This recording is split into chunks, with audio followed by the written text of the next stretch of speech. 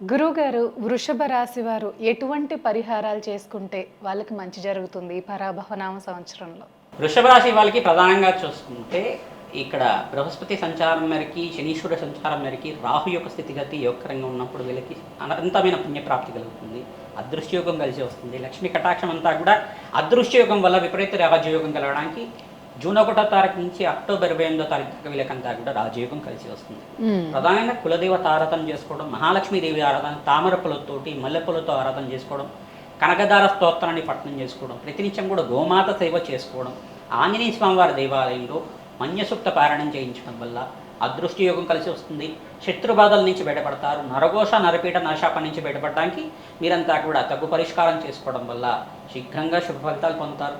సీతారాముల కళ్యాణం ఆచరించడం, లక్ష్మీ కుబేర శాంతి హోమాది కార్యక్రమం ఆచరించుకోవడం వల్ల శీఘ్ర శుభ ఫలితాలు పొందుతారు. శనీశ్వరుడికి, రాహువుకి మరియు బృహస్పతికి, అంగారకుడికి జపాలు దానాలు ఆచరించడం వల్ల అదృష్టయోగం కలిసి వస్తుంది. ప్రధానంగా వీళ్ళకంతా కూడా చూసుకుంటే అక్టోబర్ నెలలో అఖండమైన పుణ్యప్రాప్తి వల్ల వ్యాపారంలో, ఉద్యోగంలో ప్రమోషన్స్ రావడం కానీ, విదేశీయాన యోగం కోసం ప్రయత్నం చేసుకున్న వాళ్ళకి విదేశీయానం లభించడం కానీ, వివాహాది శుభకార్యాలు జరగడానికి ఆస్కారం ఉంటుంది. ప్రధానంగా ప్రతినిత్యం కూడా మేధ దక్షిణామూర్తి స్వామివారి ఆరాధన, దత్తాత్రేయ ఆరాధన చేసుకోవడం వల్ల అఖండ పుణ్యప్రాప్తి కలుగుతుంది. పుణ్యక్షేత్ర దర్శనాలు చేసుకోవడం వల్ల రాజయోగం సిద్ధి వస్తుంది. గురువుగారు, ఈ ద్వాదశ రాశుల వారికి ఏ విధంగా ఉండబోతుంది ఆర్థిక పరంగా? తప్పకుండా శ్రీ పరాభవ సంవత్సరం అనేది దీనికంతా కూడా అర్థం ఏంటిదంటే పరాభవం వస్తాయని చెప్పేసి అందరికీ కూడా మనస్పర్ధలు కలుగుతాయని చెప్పి, అపవాదాలు కలుగుతాయి, అవమానాలు కలుగుతాయని చెప్పేసి చాలామంది చెప్తున్నారు. కానీ దాని అర్థం అది కాదు.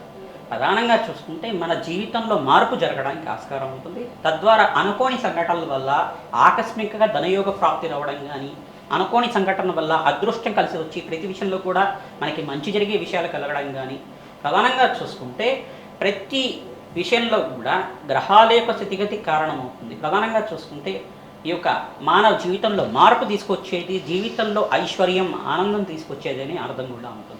పరాభవన సంవత్సరం అంటే సకల శుభకార్యాలు జరిగే అవకాశాలు ఉంటాయి. ప్రధానంగా ఈ సంవత్సరంలో మనం కేంద్రంగా చెప్పుకోవాలంటే గోచార చక్రం ఎప్పుడైనా కానీ శనీశ్వరుడు గోచారం ఏ రకంగా ఉంది, గోచారరీత్యా బృహస్పతి గోచారం ఏ రకంగా ఉంది, రాహు యొక్క గోచారం ఏ రకంగా ఉంది, మరియు కేతుగ్రహ గోచారం ఏ రకంగా ఉంది, ఈ ప్రధానమైన గ్రహాల యొక్క ప్రభావం మానవాళి మీద ఏ రకంగా ఉంటుంది గోచార చక్రం చెప్తూ ఉంటుంది. ప్రధానంగా శని గోచారంలో చూసుకుంటే ఈ యొక్క శనీశ్వరుడు అంతా కూడా మీనరాశిలో సంచారం చేస్తున్నారు. రాహు యొక్క గోచారం చూసుకుంటే డిసెంబర్ 5వ తారీఖు దాకా కుంభరాశిలో ప్రయాణం చేస్తూ మరియు స్థానచలనం జరుగుతుంటారు. అపసవ్య దిశలో అంతా కూడా స్థానచలనం జరుగుతుంది. మరియు కేతు యొక్క సంచారం అంతా కూడా సింహరాశిలో సంచారం చేస్తారు డిసెంబర్ 5వ తారీఖు దాకా, మరియు స్థానచలనం జరుగుతుంది. మరియు ఇక్కడ బృహస్పతి సంచారం అంతా కూడా అతిచారంలో మార్పు, మిథున రాశిలో మార్పు చెందుతారు. మిథున రాశిలో ప్రధానంగా చూసుకుంటే జూన్ 1వ తారీఖు నుంచి కర్కాటక రాశిలో ప్రవేశం చేస్తారు. ఈ కర్కాటక రాశి ఏమవుతుందంటే బృహస్పతికి అంతా కూడా అత్యంతమైన ఉచ్చస్థానం, అది బలంగా ఉంటారు. శీఘ్రంగా శుభఫలితాలు రావడానికి ఆస్కారం ఉంటుంది. గురుబలం వల్ల ఏంటిదంటే సంఘంలో గౌరవం పెరుగుతుంది, పేరు ప్రఖ్యాతలు గణిస్తూ ఉంటారు, వంశాభివృద్ధి కలుగుతుంది, సత్సంతాన యోగం కలుగుతుంది, వివాహాది శుభకార్యాలు జరుగుతుంటాయి, గృహయోగము, భూసంపద అంతా కూడా ఎవరి జాతకరీత్యా అయితే గురుబలం ఉందో వాళ్ళకంతా కూడా శీఘ్రంగా ఫలితాలు రావడానికి ఆస్కారం ఉంటుంది. మరియు ఇక్కడ శుక్రుడు, అంగారకుడు, సూర్య భగవానుడు అంతా కూడా యోగకరంగా ఉండాలి జాతకరీత్యా కూడా. ఈ గ్రహస్థితి ఈ రకంగా ఉంది. మరియు అక్టోబర్ నెలలో కూడా బృహస్పతి సంచారం అంతా కూడా సింహరాశిలో ప్రయాణం చేయడం వల్ల అత్యంత శుభమైన ఫలితాలు పొందడానికి ఆస్కారం ఉంటుంది. ప్రధానంగా దేశ గోచారంలో కూడా మార్పులు జరుగుతుంటాయి. ఈ సంవత్సరం అంతా కూడా వర్షపాతం అత్యంత శుభ ఫలితాలు ఇస్తూ ఉంటుంది. శీఘ్రంగా నైరుతి ఋతుపవనాల సకాలంలో పడడం వల్ల మంచిగా ఈసారి పంటలంతా కూడా 3 నుంచి 4 పంటలంతా కూడా రావడానికి ఆస్కారం ఉంటుంది. రైతులకంతా కూడా శుభకార్యాలు జరగడానికి ఆస్కారం ఉంటుంది. అష్టైశ్వర్యోగం కలగడానికి ఆస్కారం ఉంటుంది. మరియు ఇక్కడ చూసుకుంటే ఇక్కడ ప్రధానంగా ఈ యొక్క ఆర్థికంగా స్థితిగతులు పెరగడానికి ప్రధానంగా బంగారానికి రేట్ ఎక్కువ పెరుగుతుంది.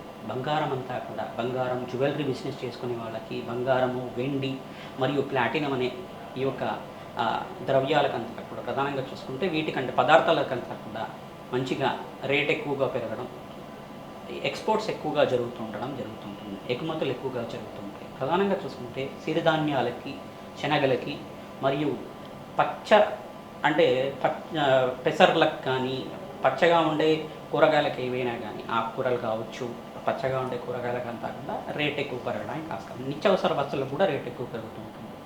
దేశంలో అంతా కూడా స్వల్పంగా కొన్ని ప్రాంతాల్లో భూకంపాలు జరగడం కానీ, ఈ యొక్క జలాశయాలు నిండిపోవడం కానీ అతివృష్టి వల్ల, అతివృష్టి అనేది ప్రధానంగా ఎక్కువగా వర్షపాతం ఎక్కువగా పడటం వల్ల పంటలు నష్టపోవడం కూడా జరుగుతూ ఉంటుంది.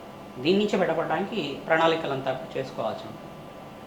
ప్రధానంగా మేషాది ద్వాదశ రాశుల వాళ్ళకి ఈ గోచార రీత్యా గ్రహాల యొక్క బలం వల్ల శీఘ్రంగా శుభ ఫలితాలు పొందడానికి తగు పరిష్కారం అంతా కూడా విశ్లేషణ చేసి చెప్పడం జరుగుతుంది. గురువుగారు, ద్వాదశ రాశుల వారు ఎటువంటి పరిహారాలు చేసుకుంటే వాళ్ళు ఆర్థికంగా బలంగా ఉంటారు? చాలా చక్కగా వివరించారు గురుగారు. నమస్కారం.